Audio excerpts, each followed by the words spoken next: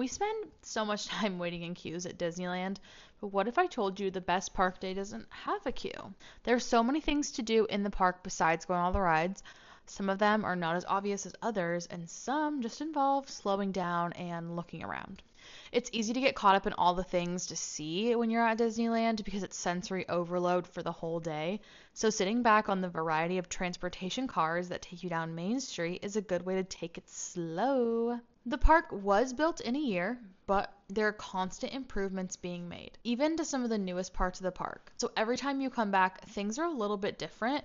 Unless you live my dream and you're there every day, then I wish I was you. There are a variety of different transportation vehicles you'll see at Disneyland, and there's a couple things you need to know about them. One of them is the omnibus, which is the double-decker bus, and it was inspired by the early 1900s cities. All the transportation vehicles are going to carry you down Main Street in front of Sleeping Beauty's castle, and then back up Main Street, and it'll stop where you started. So because of that, we don't hop off in the middle.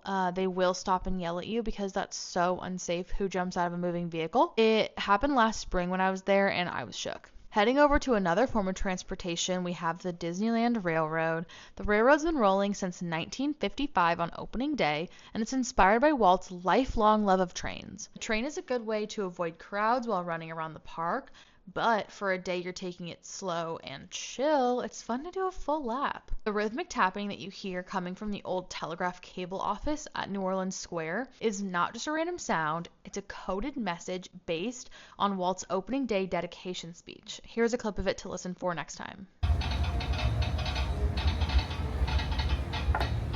Over on the rivers of America, the Mark Twain and the Columbia sailing ship cruise the waters. The Mark Twain is an opening day attraction, and it can hold up to 300 people on this 105-foot long steam-powered paddle wheeler. Okay, say that 5 times fast. The sailing ship Columbia is a replica of the Columbia Redivia, which was the first American ship to circumnavigate the globe. This full-scale vessel transforms into Captain Hook's pirate ship for the nightly Fantasmic show, and it features period details like cannons and recreated crew quarters. Another thing you can do is a guided tour. There's so many different options, and you can check out all the options on the Disneyland app. You'll meet your tour guide here. They'll give you a headset. Our tour guide was amazing last time. We did the 70th tour, and it was so much fun. It was my first time doing a tour at Disneyland. We loved it. They also save you a section of seats for the parade that night, and they gave us a bag of popcorn. Sleeping Beauty's castle is holding a secret attraction inside. This is an opening day walkthrough with handcrafted dioramas that are so interesting. I love Sleeping Beauty. This is one of my favorite movies, and the walkthrough was so dynamic with the lighting and everything. There's twists and turns around every corner. We see Aurora's story. It's a little more dark and a little more dramatic, but I like seeing Maleficent featured. It's easy to miss, but it's classic Disney magic. It'd be a great break from the sun on a hot day and a great way to see some storytelling. With all the cool technology features on rides, going back to the basics can be a nice change of pace.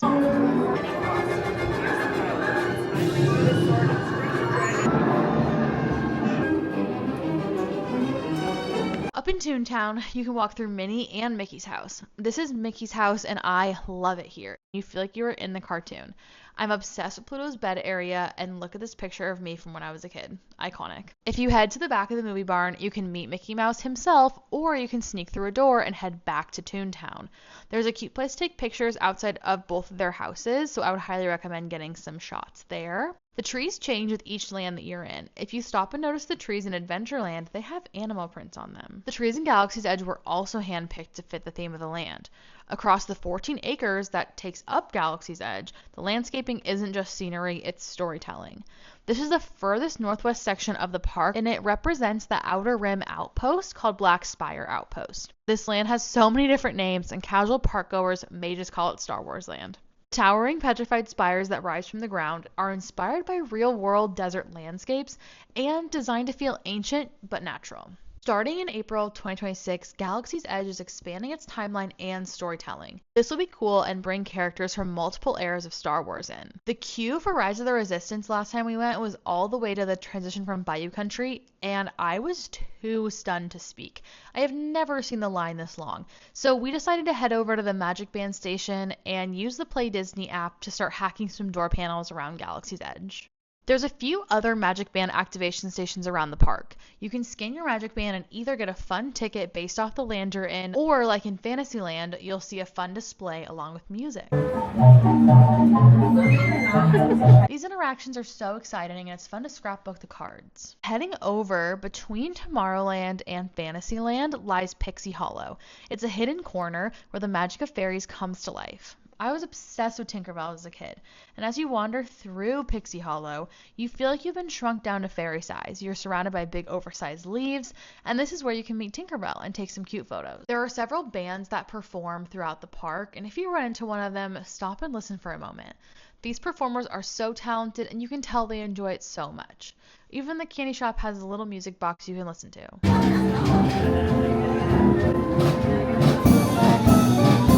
There are also personalized experiences, from getting your silhouette cut by a master artist, or a sketch of your favorite character, or even a custom embroidered sweatshirt, my personal favorite. Buttons, there's so many different themed buttons that you can get when you visit, whether you're celebrating a wedding anniversary, birthday, or just a special day at the park.